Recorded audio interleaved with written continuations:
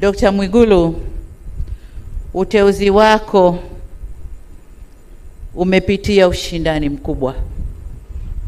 mkubwa, na katika vigezo kadhaa umeibuka kuwa na sifa nyingi kidogo kuliko wengine ulioshindana nao,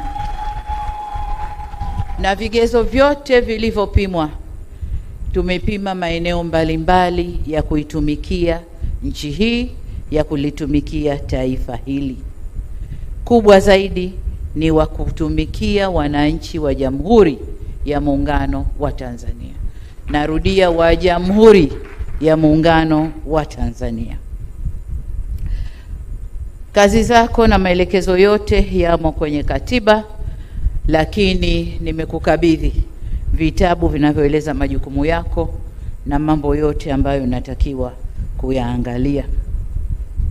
Umepokea kijiti kutoka kwa Waziri Mkuu mstaafu ndugu yetu Mheshimiwa Kassim Majaliwa, ambaye amefanya kazi nzuri